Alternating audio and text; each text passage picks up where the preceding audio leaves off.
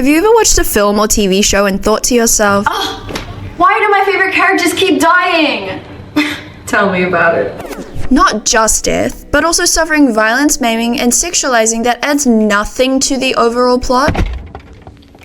Fridging, a term coined by Gail Simone in 1999. Women in refrigerators.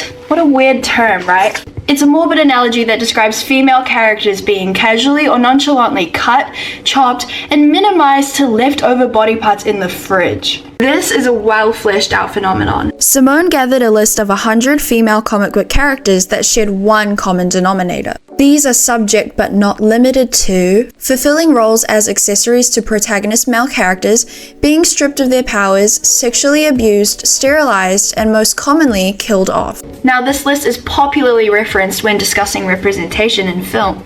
Specifically, in 2024, these labels have evolved to describe the tokenization of LGBTQ+ characters. In Aotearoa alone, lesbian and gay adults are twice more likely to experience sexual violence from their partners than heterosexual. We can see this through LGBTQ+ characters in big box office shows like The 100 and Pretty Little Liars. These are only a couple of examples of how queer women are only allotted screen time if they are seen suffering, dying, or breaking up. LGBTQ+ representation only takes up 11% in the recent study, and of that, only 16% of gay couples are seen to have a happy ending. It begs the question, is this the message we want to be sending about the queer community? Is it that difficult to show gays plain and simply existing? Some netizens, and maybe even you, would argue that violence in thriller, apocalyptic, and even indie games are sometimes warranted. The issue is there's an imbalance. It's not to say that we can't see conflict and hardship on screen.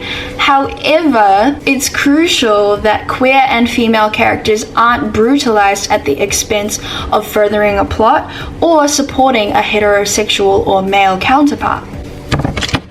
Up to 45% of queer representation in media is shown to support real-life queer acceptance. So how do we fix this? Make films, write, go out there and do stuff. It's a good thing that film is timeless. Also, maybe watch Call Me By Your Name.